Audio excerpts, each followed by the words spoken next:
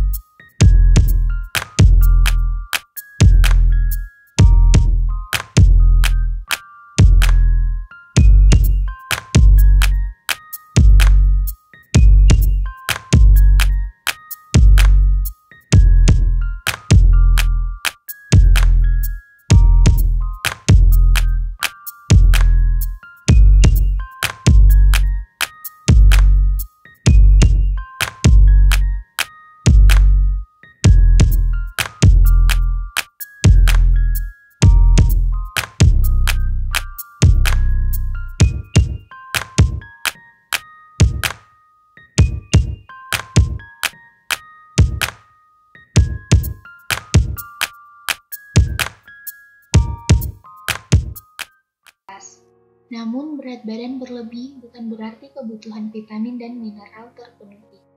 Ini karena makanan yang sering dikonsumsi orang dengan gizi lebih adalah makanan yang dikategorikan sebagai junk food. Makanan ini meskipun mengandung banyak kalori, namun sebenarnya tidak bergizi.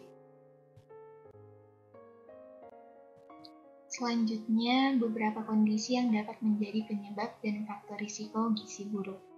Yang pertama, tidak tersedianya bahan makanan. Tidak tersedianya bahan makanan dan harga pangan yang naik dapat menyebabkan gizi buruk. Yang kedua, pengolahan makanan yang kurang baik. Pengolahan makanan yang kurang baik dapat menyebabkan penurunan kekuatan otot dan lebih rentan terkena penyakit. Hal ini bisa memicu malnutrisi. Yang ketiga, penyakit kronis.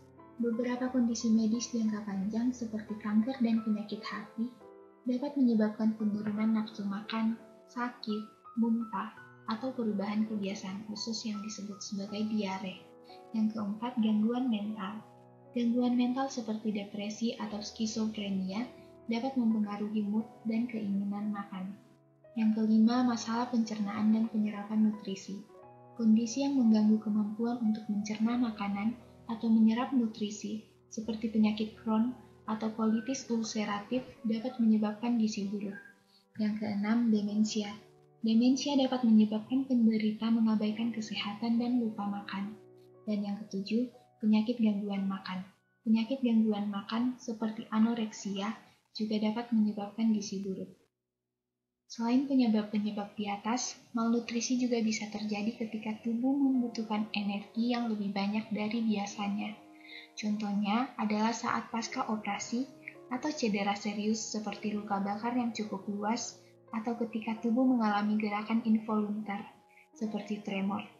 Selain itu, beberapa jenis obat-obatan memiliki efek samping seperti kehilangan nafsu makan, diare, atau mual yang dapat menyebabkan penderita kurang makan atau tidak menyerap nutrisi dari makanan. Cara mengobati gizi buruk.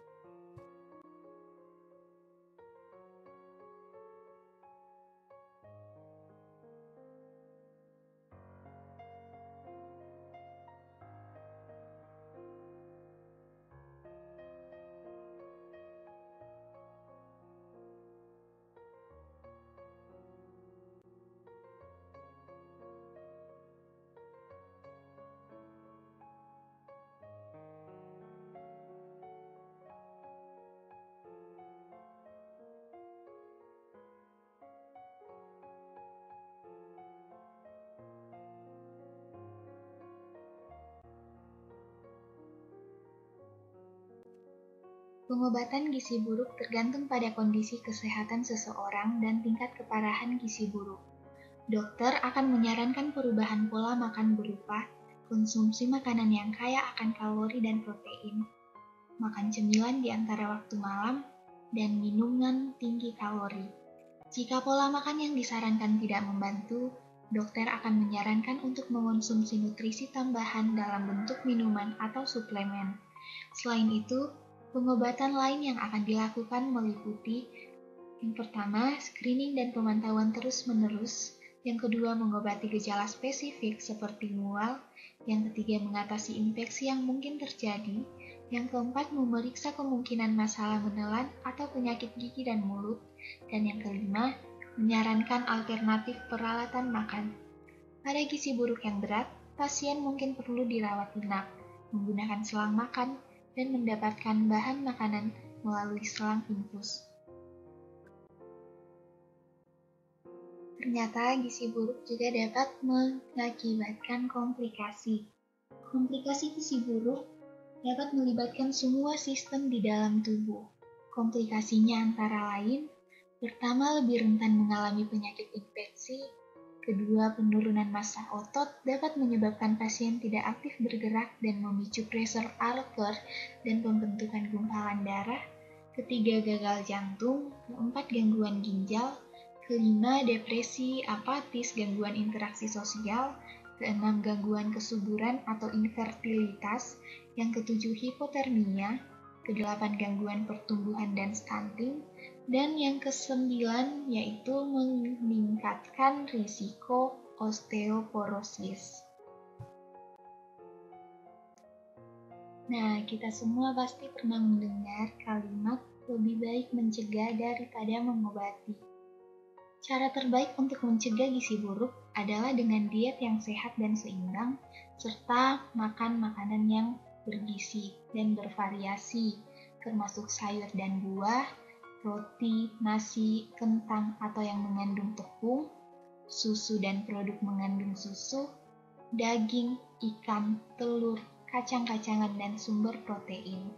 Makanan itu semua kita kenal dengan sebutan 4 sehat 5 sempurna. Oleh sebab itu, jika kita tidak ingin mengalami gizi buruk, marilah kita sama-sama mengonsumsi makanan yang bergizi dan tentu saja yang sehat.